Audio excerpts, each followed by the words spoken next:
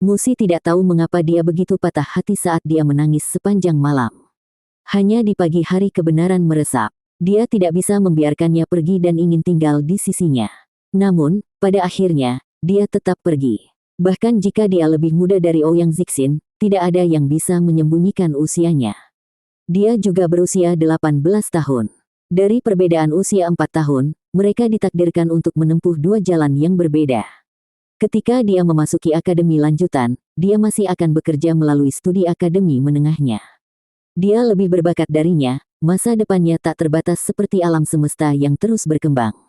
Mungkin, dia harus pasrah untuk melakukan perjalanan di jalur yang sejajar dengannya, begitu dekat tapi tidak pernah berpotongan. Emosinya kacau saat ingatan tentang 3 tahun terakhir mereka bersama melintas di benaknya. Nasib tidak akan berubah karena keinginan satu orang, dan kepergiannya tidak bisa dihindari. Wulin, apa yang ada di pikiranmu? Apa yang kamu impikan? Xie menyikut Tang Wulin, alisnya yang aneh. Tang Wulin tersadar dari pingsannya dan tersenyum. Tidak apa, saya hanya akan merindukan Issea City. Petik 2. Dengan itu, rahang Xie jatuh. Kamu, bukankah kamu sombong? Tang Wulin tertawa terbahak-bahak. Bagaimana? Xie tampak seperti menelan lemon. Bukankah kamu hanya menyiratkan bahwa kami pasti akan lulus? Jika bukan itu yang Anda maksud, lalu mengapa Anda merindukan Issea City? Petik 2. Tang Wulin mengerutkan bibirnya, alisnya yang turun menjadi sangat signifikan, kamu terlalu memikirkannya. Meskipun dia menepis tuduhan temannya, pada kenyataannya, terkubur di dalam lubuk hatinya yang terdalam, dia merasa seperti ini. Butuh waktu lama sebelum dia kembali ke Issea City. Ada banyak hal yang perlu dia lakukan di kota Shrek, seperti mencari jejak orang tuanya. Sebelum keberangkatannya, dia pernah bertemu dengan Mang Tian sekali. Mang Tian yakin bahwa orang tuanya telah pergi ke kota besar. Karena kota Shrek adalah kota terbesar di benua, kemungkinan besar mereka ada di sana. Dia telah menerima pesan dari orang tuanya setelah retret mereka, yang menyatakan bahwa dia akan memiliki kualifikasi untuk mencari mereka begitu dia menjadi pandai besi peringkat 5. Namun, dalam 3 tahun sejak dia meninggalkan kota Glory Bound, dia belum menerima satu panggilan pun dari mereka. Tang Wulin tidak tahan memikirkan orang tuanya. Setiap kali dia terbangun dari meditasi, pikirannya akan mengembara ke arah itu dan belati menusuk hatinya. Ibu ayah di mana kamu? Dia telah menjadi sangat dewasa dalam rangkaian tahun-tahun kesepian ini. Tekadnya menajam seperti pisau. Mang Tian tidak mengatakan apa-apa, tetapi jelas ada sesuatu yang terjadi. Tidak ada berita adalah kabar baik, sampai bukan. Jika orang tuanya baik-baik saja, maka tidak ada alasan untuk tidak meneleponnya. Setidaknya, mereka seharusnya bisa berhubungan dengan Mang Tian. Tang Wulin tidak berusaha keras dalam berkultivasi semata-mata demi mimpinya menjadi master baju besi pertempuran. Tidak, dia menginginkan kekuatan yang diperlukan untuk menemukan orang tuanya dan melindungi mereka. Di waktu senggangnya, dia pernah mengunjungi rumahnya sebelumnya. Namun, itu telah menjadi sekam kosong dari apa yang diingatnya. Tidak ada apa-apa di sana, tidak ada barang pribadi orang tuanya, tidak ada yang menunjukkan bahwa barang itu tidak ditinggalkan dan dibuang seperti sampah, dan keempat dinding kosong itu terasa seolah-olah mereka mendekatinya. Tapi dia telah berkunjung lagi. Kali ini lebih dari setahun yang lalu, dan dia menemukan sesuatu yang menarik. Dinding berlapis ganda bersembunyi di kamar orang tuanya. Di dalamnya ada lencana yang tampak aneh dengan simbol yang bahkan lebih aneh, dan Tang Wulin tidak bisa seumur hidupnya mencari tahu apa itu. Dia segera mengenali pentingnya lencana itu. Dengan itu menjadi satu-satunya petunjuk untuk teka-teki keberadaan orang tuanya, dia menyimpannya di cincin penyimpanannya. Saat kereta jiwa melaju, gerbong itu bermandikan bisikan pelan sampai hanya derit roda yang bisa terdengar. Untuk siswa muda kelas 0, kursi kelas 2 agak sempit, tapi memberi mereka rasa petualangan. Di luar jendela, pemandangan berlalu lalang. Suara nafas di dalam gerbong mantap saat penumpang tertidur satu persatu. Tang Wulin menarik napas dalam-dalam. Dihembuskan. Menarik napas dalam-dalam lagi. Sebuah perjalanan ditempuh selangkah demi selangkah dan nasi dimakan dengan sesendok, saya hanya perlu terus bekerja menuju tujuan saya. Dalam perjalanan ke kota Shrek ini, hal pertama dalam rencana perjalanan adalah menemukan Azure Vein Fin yang berumur 1000 tahun. Dia memiliki 3 item roh lainnya yang telah disiapkan dan tulang jiwa beruang Dreadclaw Dust Gold telah memperkuat tubuhnya. Dia siap untuk membuka segel kedua sekarang. Begitu dia mencapai ini, kekuatannya akan melonjak ke ketinggian baru. Kesempatannya untuk lulus ujian masuk Shrek akan meroket. Menurut penjadwalan Wu Zhangkong, mereka akan tiba 1 minggu lebih awal, memberi Tang Wulin cukup waktu untuk menemukan Azure Vein Fin 1000 tahun, membuka segel, dan mengikuti ujian Shrek. Harapannya untuk kejutan meterai kedua terus bertambah seiring dengan semakin dekatnya waktu. Dibandingkan dengan Heaven Door City, Shrek City sedikit lebih dekat dengan Issea City. Kereta melambat saat mendekati tujuan mereka. Kemudian, sebuah pengumuman terdengar. Tamu dan pelancong yang terhormat, kami telah tiba di kota terbesar di benua Douluo, kota Shrek. Akar kota Shrek membentang puluhan ribu tahun dan merupakan pusat budaya. Akademi Shrek yang legendaris didirikan di sini, serta markas besar Pagoda Roh. Sebagai kota nomor 1 di federasi, kota Shrek memiliki pengaruh ekonomi dan politik yang luar biasa. Semuanya, harap lihat keluar jendela kiri. Menara di kejauhan adalah markas besar Pagoda Jiwa. Petik 2. Keempat siswa kelas 0 membalikkan badan untuk mengintip. Benar saja, sebuah menara megah menembus langit. Karena letaknya yang sangat jauh, hanya terlihat bagian tengah atas saja. Kedelapan sisinya berkilau dengan kemegahan perak, perlahan meruncing ke awan, puncaknya tak terlihat. Markas Pagoda Jiwa adalah bangunan tertinggi di benua itu. Semua orang, termasuk Tang Wulin, mengetahui hal ini. Faktanya, federasi memiliki peraturan yang melarang bangunan dengan ketinggian lebih tinggi sebagai tanda hormat. Jika Sekte Tang adalah organisasi paling misterius, dan Akademi Shrek yang paling terkenal, maka yang paling kuat tidak diragukan lagi adalah Pagoda Roh. Dengan teknologi jiwa roh buatan mereka, Pagoda Roh mampu mengumpulkan segerombolan peneliti, master jiwa yang kuat, dan mengumpulkan kekayaan setara dengan bangsa. Pengaruhnya tidak dapat disangkal di federasi. Di Parlemen Federasi, 7 dari 108 kursi diambil oleh Pagoda Roh. Ini bahkan tidak memperhitungkan anggota parlemen yang berada di bawah pengaruh mereka. Kota Shrek benar-benar melampaui dunia biasa. Deretan bangunan yang menarik mengelilingi menara. Baik bangunan kuno maupun modern berdiri berdampingan, pemandangan yang aneh. Itu berbeda dari udara kuno Heaven Door City dan aroma logam segar Issea City. Kota Shrek terasa seperti tempat peleburan yang luas. Batasnya melampaui apa yang bisa dilihat mata. Setelah memasuki kota, kereta melaju selama 1 jam lagi sebelum berhenti. Sepanjang hidupnya, Tang Wulin tidak pernah melihat stasiun kereta yang lebih besar dari ini. Itu setidaknya 5 kali lebih besar dari Heaven Door City dan Issea City. Atap kubah besar berdiri di atas mereka, ditandai dengan arsitektur sederhana. Patung-patung tersebar di seluruh stasiun untuk dikagumi para pelancong. Guru Wu, kemana kita pergi dulu?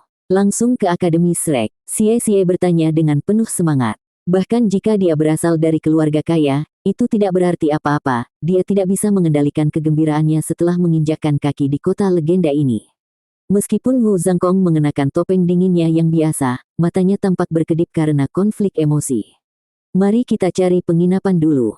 Kata mewah tidak ada dalam kamus penginapan yang dipilih Wu Zhangkong, hanya dengan menemukan satu penginapan yang berada di dekat stasiun dan memesan 3 kamar. Penginapan ini memberikan nuansa antik dengan arsitekturnya yang sederhana dan eksterior berbintik-bintik dari batu dan kayu, dan interiornya rapi dan rapi, meskipun fasilitasnya sederhana. Setiap kamar memiliki 1 tempat tidur, 2 lemari samping tempat tidur, lemari pakaian, meja, dan kursi. Hanya 2 orang yang bisa masuk ke kamar kecil sekaligus, dan itu saja. Itu memiliki 4 dinding putih dan jendela dengan pemandangan stasiun kereta. Wu Zhangkong memiliki kamar untuk dirinya sendiri sementara para siswa dibagi menurut jenis kelamin menjadi 2 kamar lain. Wu Zhangkong ingin mendapatkan kamar untuk 3 orang, tetapi penginapan ini hanya memiliki kamar untuk 2 orang. Jika tidak, mereka hanya membutuhkan 2 kamar. Sangat nyaman. Xie menerkam di tempat tidur begitu mereka memasuki ruangan, dan merentangkan anggota tubuhnya. Tang Wulin, sebaliknya, pergi ke jendela untuk melihat lingkungan baru mereka. Wulin, menurutmu kenapa Guru Wu begitu pelit dengan ruangan? Dia seharusnya mendapat gaji yang bagus dari akademi, dan dia bahkan seorang ahli armor tempur. Anda seharusnya melihat betapa hebatnya itu. Dia pasti kaya karena dia membuat baju perangnya. Petik 2. Tang Wulin tertawa. Guru Wu tidak peduli tentang hal-hal biasa seperti itu. Kamu sekarang, Anda harus sedikit lebih rendah hati. Kami di sini bukan untuk bersenang-senang. Petik 2. Xie berkata, baik, aku akan tidur dulu. Kereta itu sangat sempit sehingga saya bahkan tidak bisa meregangkan kaki saya. Meskipun kereta nyaman, kursi kelas 2 sama sekali tidak nyaman. Napas Xie segera menjadi stabil. Tang Wulin mandi dan, setelah mengenakan beberapa pakaian bersih, dia pergi ke kamar Wu Zhangkong dan menekan bel pintu. Ketika Wu Zhangkong membuka pintu dan melihatnya, dia membiarkannya masuk tanpa suara. "Guru Wu, bisakah kita pergi sekarang?" Tang Wulin bertanya. Wu Zhangkong melirik ke langit. "Jangan cemas. Lelang diadakan pada malam hari, jadi kami masih punya banyak waktu dan lelang kota Shrek memiliki cukup banyak pilihan. Saya yakin kami akan dapat menemukannya. Anda harus bersabar." Petik 2. Baik. Tang Wulin menarik napas dalam-dalam dan menenangkan dirinya. Sarafnya benar-benar sedikit gelisah. Dia tidak pernah menganggap dirinya berbakat. Jiwa bela dirinya adalah rumput blue silver sampah, dan meskipun dua cincin jiwanya berada di tingkat 1000 tahun, itu masih cincin jiwa rumput blue silver 1000 tahun. Adapun cakar naga emasnya, meski kuat, itu tidak berkelanjutan. Dia yakin dengan keterampilan bertarungnya dan hanya akan menempatkan dirinya di bawah Gu Yue, tapi ini Akademi Shrek. Jika dia ingin lulus ujian, dia harus meningkatkannya. Wu Zhangkong berkata, "Wulin, izinkan saya bertanya lagi. Apa kamu yakin kekuatanmu akan meningkat setelah kamu memiliki keempat item roh? Jika Anda tidak benar-benar yakin, maka saya sarankan Anda tidak bertindak terburu-buru. Kesalahan sekecil apapun bisa berdampak negatif pada masa depan Anda." Petik 2. Guru Wu, saya yakin. Tang Wulin berkata tanpa ragu sedikit pun. Jiwa bela diri saya akan berkembang secara positif dan pasti akan sukses. Meskipun tidak dapat memberitahu Wu Zhangkong tentang segel Raja Naga Emas, Tang Wulin yakin bahwa membuka segel kedua dan menyerap kekuatannya akan membawa imbalan besar baginya. Wu Zhangkong mengangguk. "Kalau begitu aku tidak akan mengatakan apa-apa lagi. Ini hampir malam, kita akan berangkat sebentar lagi." Petik 2. Terima kasih, Guru Wu. Tang Wulin kembali ke kamarnya dan mulai bermeditasi. Matahari segera tenggelam di bawah cakrawala, senja menggerogoti langit. Mereka makan malam di penginapan. Meskipun tempatnya kecil, mungkin karena itu adalah penginapan di kota Shrek, makanannya ternyata enak sekali. Pikiran Tang Wulin jelas mengembara bahkan saat makan malam, hanya makan setengah dari biasanya. Tetap saja, dia makan lebih dari gabungan semua orang. Beristirahatlah dan bermeditasi di kamar Anda. Jika Anda ingin keluar, tetaplah di dalam area dan selalu bawa komunikator jiwa Anda. Wu Zhangkong memperingatkan Xie, Gu Yue, dan Su Xiaoyan. Su Xiaoyan berkata, "Guru Wu, kemana kau dan Kapten pergi?" Dia sudah terbiasa memanggil Kapten Tang Wulin sekarang, jarang memanggilnya dengan nama. "Ada beberapa hal yang perlu kita urus. Kami akan kembali nanti." Petik 2. Wu Zhangkong tidak pernah repot-repot menjelaskan rencananya kepada siapapun. Dia dengan cepat pergi bersama Tang Wulin setelah berbicara.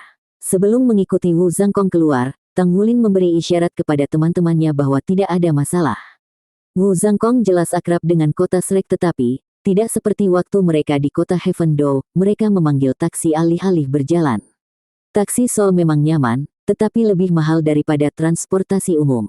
Ini adalah pertama kalinya Tang Wulin menyaksikan Wu Zhangkong memilih metode transportasi yang mahal.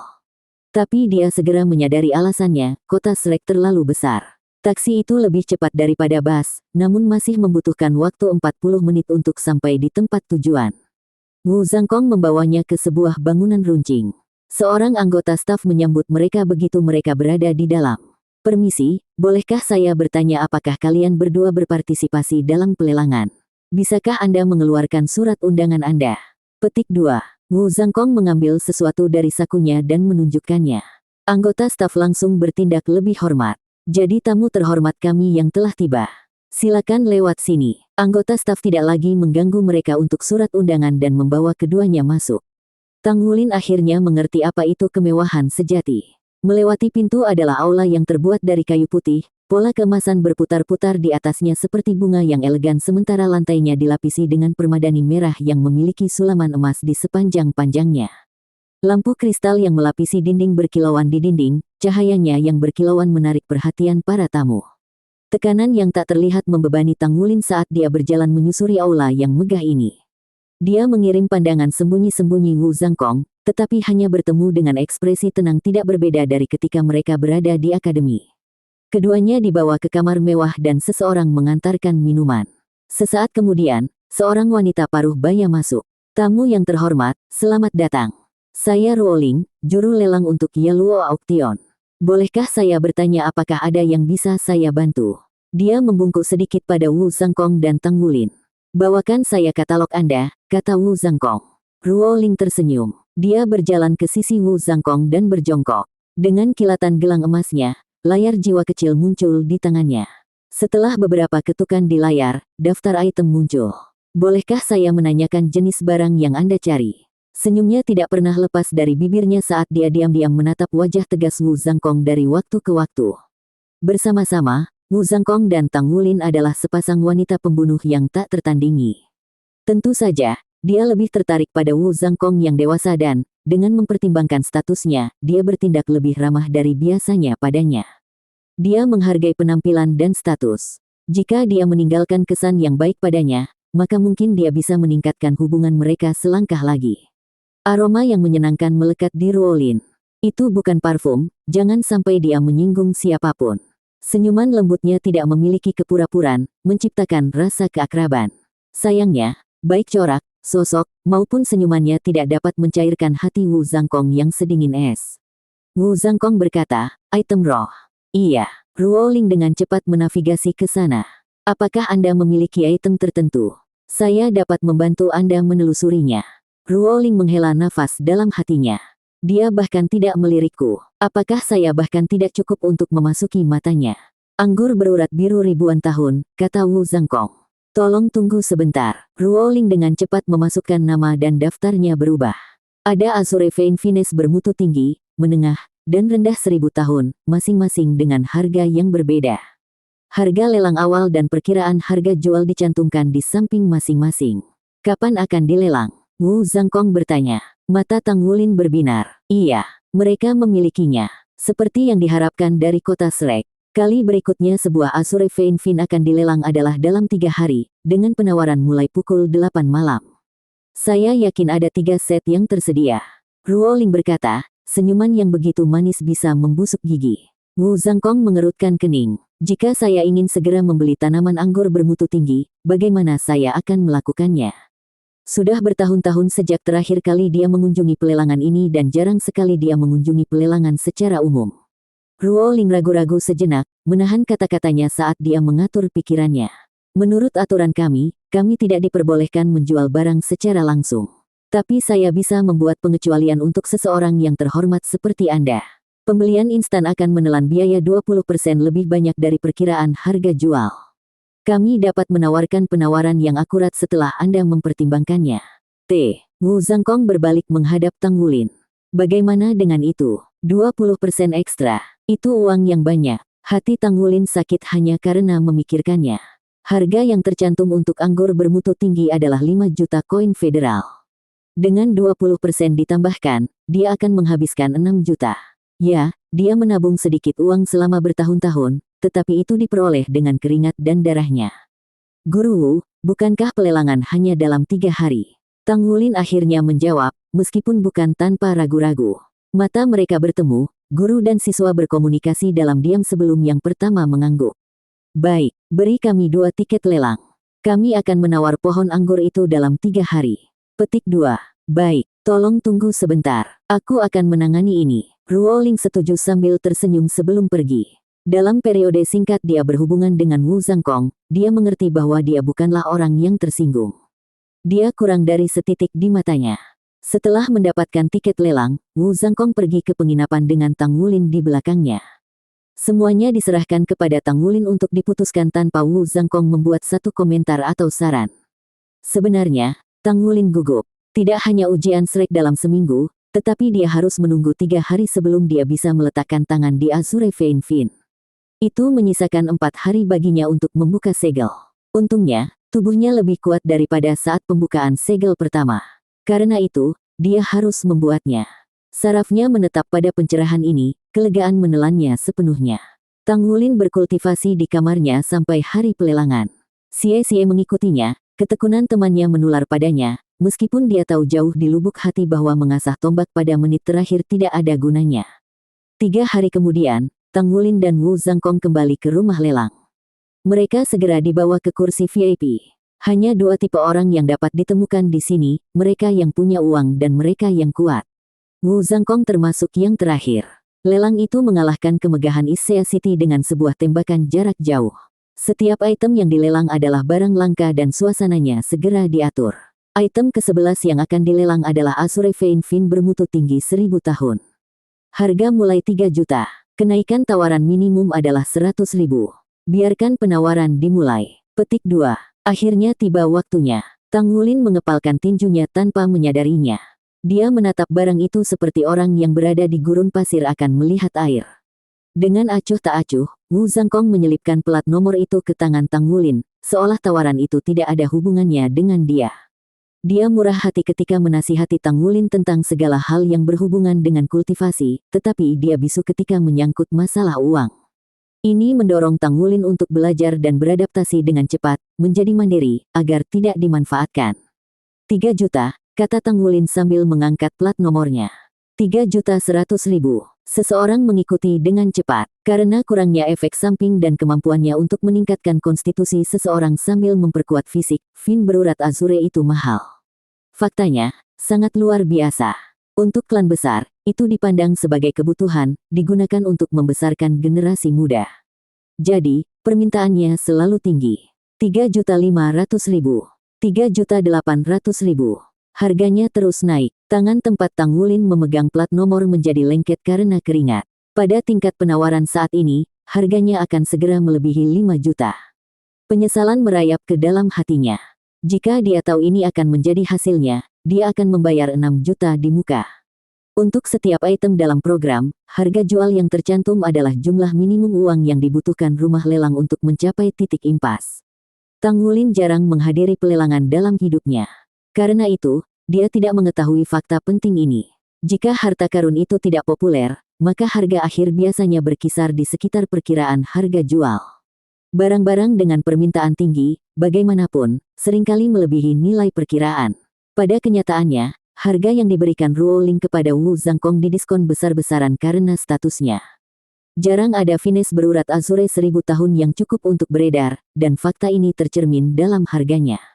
Ketidaktahuan Tang Wulin yang menggigitnya dari belakang. Wu Zhangkong sudah tahu, namun memilih untuk tidak memperingatkan muridnya. Dalam benaknya, Tang Wulin harus mengalami sendiri kepahitan ini sehingga pelajaran itu akan terukir di hatinya. 5.400.000. Tang Wulin hampir menangis, hampir roboh ke dalam dirinya sendiri saat dia mengangkat plat nomornya. 5.700.000. Orang lain berteriak. Tang Wulin tidak punya waktu luang untuk menyesal. Meskipun dia pelit, membuka segel itu lebih penting. Peluang sukses paling tinggi dengan sulur bermutu tinggi. Hanya ada satu yang dilelang hari ini. Bahkan jika dia membuang 6 juta sekarang, dia tidak akan bisa membeli yang kedua. Satu-satunya pilihannya adalah berjuang mati-matian untuk itu. 6.200.000. Wajah Tang Wulin berubah menjadi ekspresi yang tidak sedap dipandang karena harganya menembus angka 6 juta. Aku bodoh mengapa saya tidak membelinya saat itu. Saya bisa saja menerobos 3 hari sebelumnya dan menghemat uang. 6.300.000. Dia tidak punya pilihan selain melanjutkan. 6.500.000. 6.800.000. 7.300.000. Tang Wulin menggertakkan giginya saat plat nomornya terangkat sekali lagi. Akhirnya penonton pun hening. Sebuah pin jatuh bisa didengar. 7.300.000 sekali. 7.300.000 terjadi 2 kali. 7.300.000 terjadi 3 kali. Dan terjual. Seluruh tubuh Tang Wulin lemas di kursinya saat palu berbunyi. 1.300.000, saya membayar ekstra 1.300.000. Wu Zhangkong menatap matanya dan berkata, saya menunjukkan kepada mereka identifikasi saya sebagai master baju perang hari itu. Barang populer biasanya melebihi perkiraan harga jual. Harga yang Anda menangkan hari ini cukup normal. Apakah kamu mengerti sekarang? Tang Wulin memaksakan senyum. Saya mengerti, tapi harganya masih menyakitkan. Ayo pergi. Wu Zhangkong tidak menghibur Tang Wulin. Ini adalah pilihan Tang Wulin sendiri, dengan demikian, dia harus hidup dengannya sendiri. Tidak ada gunanya menyalahkan orang lain. Dia tidak memberitahu Tang Wulin ini secara eksplisit, dan malah memilih untuk memberinya pelajaran ini melalui tindakannya. Tang Wulin gemetar karena penyesalan saat dia membayar tagihan. Dia telah mendapatkan sekitar 14 juta koin federal setelah 3 tahun kerja keras. Pohon anggur menghabiskan setengah dari seluruh tabungannya. Jika bukan karena peluangnya yang tinggi untuk berhasil di Spirit Refinement yang akan menghemat beberapa biaya material, dia akan batuk darah di tempat. Jumlah tabungannya yang tersisa adalah bayangan menyedihkan dari dirinya yang dulu. Setelah menyimpan kotak hitam di cincin penyimpanannya, Tang Wulin mengikuti Wu Zhangkong naik taksi. Apa kamu langsung menggunakan benda-benda roh itu setelah kita kembali? Wu Zhangkong bertanya pada Tang Wulin.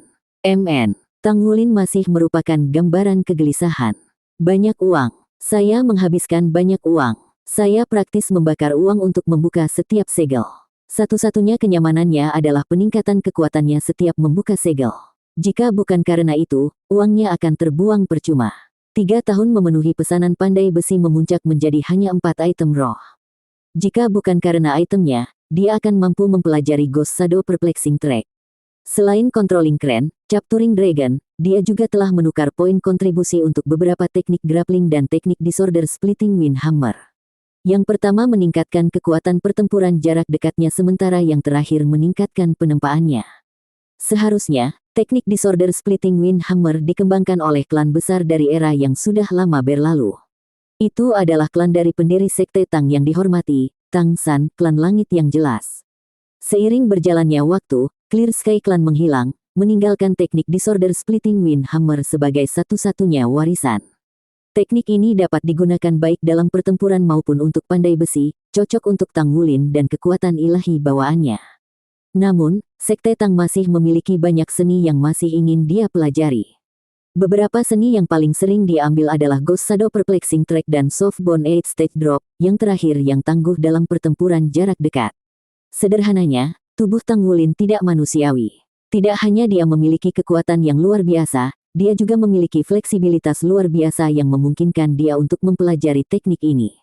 Sayangnya, dompetnya sangat ringan saat ini dan akan membutuhkan waktu lama baginya untuk mengumpulkan poin yang cukup untuk penurunan tahap 8 tulang lunak. Secara alami, jika dia mencapai ranah pemurnian roh, dia akan mencapai tujuan itu lebih cepat.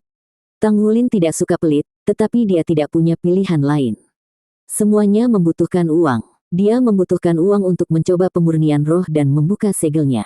Belum lagi, untuk menjadi ahli armor pertempuran, hanya memiliki cukup uang yang disimpan untuk hari hujan tidak akan cukup. Dia membutuhkan gunung emas, sungai koin, dan itu hanyalah puncak gunung es.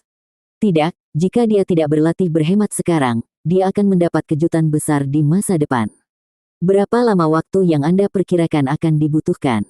Wu Zhangkong bertanya. Jawabannya adalah menggeleng tanpa daya di kepala muridnya. Wu Zhangkong mengerutkan alisnya. Jika Anda bahkan tidak tahu berapa lama waktu yang dibutuhkan, lalu mengapa Anda memilih untuk menawar tanaman anggur? Sudut mulut Tang Wulin bergerak-gerak. Guru Wu, apakah Anda benar-benar harus menggosok garam di luka saya? Saya sudah sangat miskin. Aku hanya ingin menghemat uang, gumam Tang Wulin. Wu Zhangkong tidak keberatan memelintir belati sambil melanjutkan, dan berapa banyak yang kamu hemat? Tang Wulin mengertakkan gigi. Tidak ada. Wu Zhangkong berkata dengan dingin, jika Anda terburu-buru memperbaiki garis keturunan Anda begitu kami kembali, Anda mungkin kehilangan kesempatan untuk mengikuti ujian Shrek. Jadi, Anda memiliki 2 pilihan, mengasah garis keturunan Anda sekarang dan berisiko melewatkan ujian, atau berpartisipasi dalam ujian tanpa perbaikan. Pikirkan baik-baik. Petik 2. Tang Wulin mengerutkan kening, alisnya mengerut saat dia merenungkan dilema ini. Saya tidak tahu berapa lama waktu yang dibutuhkan untuk membuka segel. Jika berlangsung terlalu lama, saya akan berada dalam keadaan darurat. Tapi bisakah saya lulus ujian seperti sekarang? Ini adalah Akademi Shrek. Guru Wu, seperti saya saat ini, bagaimana menurut Anda tentang peluang saya untuk lulus ujian Shrek? Tang Wulin bertanya. Wu Zhangkong menatapnya, matanya tidak berkedip. Ini akan sulit. Apakah itu baik atau buruk? Tang Wulin tidak bisa membantu tetapi mengendurkan bibirnya. Seberapa tangguh? Sangat tangguh. Dengan itu, Wu Zhangkong berbalik ke arah jendela. Tang Wulin merasakan sakit kepala yang hebat. Tidak bisakah kamu mengatakan lebih dari itu? Bantu saya menganalisis ini. Bukankah ini tanggung jawab Anda sebagai guru saya? Namun, dia tidak berani berbicara sembarangan. Sebaliknya, dia bertahan dengan gigi terkatup. Jika itu masalahnya, saya lebih suka tidak mengambil risiko. Guru Wu, jika Anda mengetahui semua ini sebelumnya, mengapa Anda tidak memberitahu saya untuk membeli tanaman anggur 3 hari yang lalu? Maka saya akan punya cukup waktu. Petik 2. Dalam ledakannya, Wu Zhangkong berkata, kamu sudah dewasa dan itu uangmu sendiri. Keputusan apapun sepenuhnya menjadi tanggung jawab Anda sendiri. Petik 2. Tidak bisa disangkal, kebenaran sangat parah dan Tang Wulin meratap di dalam hatinya. Dia telah mengharapkan jawaban semacam ini, tetapi dia harus bertanya. Dia telah dikalahkan saat dia berbicara. Saya memilih untuk memperbaiki garis keturunan saya. Tang Wulin menarik napas dalam-dalam, matanya berbinar karena tekad. Jika lulus ujian akan sulit tanpa membuka segel, maka aku harus mengambil risiko. Setidaknya peluang saya akan lebih baik. Baik, Wu Zhangkong mengangguk dan tidak berbicara lebih jauh. Begitu mereka kembali ke penginapan, Wu Zhangkong segera menunjuk ke kamarnya sendiri. Kamu bisa membuat terobosan di kamarku. Aku akan menjagamu. Dia membuka pintu dan masuk. Mengambil sosok agung Wu Zhangkong, Tang Wulin mengalami bara api yang berderak di dalam hatinya. Dia memahami alasan Wu Zhangkong untuk pendekatan pengajaran lepas tangannya. Itu demi dirinya, agar ia tumbuh mandiri. Mengambil napas dalam-dalam lagi, Tang Wulin melangkah ke kamar Wu Zhangkong. Setelah mengarahkan muridnya ke tempat tidur, Wu Zhangkong menarik bangku di sampingnya dan duduk. Tang Wulin meletakkan 4 benda roh di atas meja.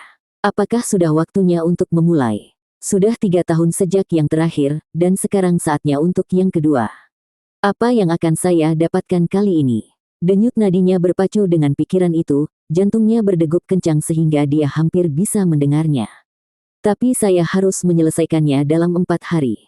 Jika saya berhasil, saya akan dapat mengikuti ujian dalam kondisi puncak. Waktu tidak menunggu siapapun dan Tang Wulin tidak berani tinggal. Dia duduk di tempat tidur dengan bersila dan memejamkan mata. Dia memanggil Tang Tua, bertekad untuk belajar bagaimana memanfaatkan harta karun ini. Sejak Tang Wulin diselamatkan oleh Tang Tua dari energi roh yang berlebihan, dia tidak mendengar mengintip darinya. Lucunya, dia baru menyadari ini sebelum dia mencoba memanggilnya. Dia akan muncul, bukan? Kegelisahan menggeliat di dalam hatinya, berdenyut. Jika dia belum membuka segel sebelumnya, dia akan meragukan keberadaannya. Untungnya, Paul Tang tidak membiarkannya menunggu. Di kedalaman kesadarannya, Tang Wulin sekali lagi menemukan dirinya di dunia spiritual mistik itu. Kamu siap? Suara Paul Tang bergema di seluruh ruang. Paul Tang. Mendengar suara yang akrab itu, Tang Wulin merasakan ketegangan di tubuhnya mencair. Dalam semburan cahaya keemasan, Tang Tua muncul di hadapannya. Dia terlihat sama seperti dia sejak pertemuan terakhir mereka. MN. Lama tidak melihatmu, bajingan kecil. Suara Paul Tang ditandai dengan penyesalan. Anda telah melakukan perbaikan tubuh Anda dengan baik selama ini. Seharusnya tidak menjadi masalah bagi Anda untuk membuka segel kedua. Sudahkah Anda mempersiapkan 4 benda roh yang diperlukan? Petik 2. Suara Tang Wulin kental dengan penderitaan, saya memilikinya. Dia masih kesal karena menghabiskan begitu banyak uang. Paul Tang berkata, kalau begitu kamu siap untuk memulai. Cara menggunakan keempat item roh sedikit berbeda dari sebelumnya. Anda akan menelan buah Dragon Scale secara langsung. Namun, Anda akan menghancurkan 3 item lainnya menjadi jus. Setelah itu, encerkan jus dengan air panas untuk mandi, di mana Anda akan berendam dan bermeditasi. Anda perlu melakukan ini secara bersamaan. Dengan kata lain, jangan makan buah Dragon Scale sampai bak mandi siap. Mengerti? Petik 2. Ya, saya mengerti. Meski merepotkan, itu bukanlah tugas yang sulit. Kalau begitu bagus, Anda pergi bersiap. Anda dapat memulai kapan saja setelah Anda siap, tetapi pastikan tubuh Anda dalam kondisi prima saat melakukannya. Petik 2. Baik, keempat item roh itu adalah buah skala naga, tendon naga tanah, anggur azure vein, dan sumsum naga laut. Untuk menghilangkan kecurigaan Wu Zhangkong, Tang Wulin bermeditasi terlebih dahulu, membujuk tubuhnya ke kondisi puncak. Setengah jam kemudian, dia bangkit. Guru Wu, saya mulai sekarang, kata Tang Wulin. MN. Wu Zhangkong mengangguk sebagai jawaban. Dia tidak meninggalkan kursinya di samping tempat tidur dan siap untuk menyelidiki tubuh Tang Wulin dengan akal sehatnya. Kehalusan garis darah Tang Wulin membangkitkan rasa ingin tahu dalam dirinya. Tang Wulin berkata, saya benar-benar perlu makan buah skala naga, tapi saya menghancurkan 3 lainnya menjadi jus. Bisakah Anda membantu saya dengan itu? Saya juga perlu mengencerkan jus dengan air panas dan menggunakannya untuk mandi untuk berendam. Petik 2. Wu Zhangkong menatapnya, wajah tanpa ekspresi seperti topeng kosong. Kamu menyerapnya dengan merendamnya. Alis yang unik. Apakah ada masalah? Wu Zhangkong menggelengkan kepalanya. Tidak ada masalah dengan itu, tapi itu tidak terlalu efisien. Anda tidak akan bisa menyerap semua nutrisi dengan cara itu. Petik 2. Tang Wulin berkata, tidak apa-apa. Aku akan merepotkanmu untuk membantunya. Petik 2. Setelah mengangguk, Wu Zhangkong berdiri dari kursinya. Dia tidak bisa membantu tetapi membiarkan beberapa kata lolos. Itu buang-buang uang. Pada ledakan yang tidak biasa dari gurunya, wajah Tang Wulin berkedut. Bisakah kamu tidak berbicara tentang uang? Fasilitas penginapan itu tidak istimewa, namun, bathtub masih tersedia. Tang Wulin menyesuaikan nozzle untuk mengeluarkan aliran air yang panas, mengisi bak setengah jalan. Kemudian, Wu Zhangkong membawa masuk 4 benda roh.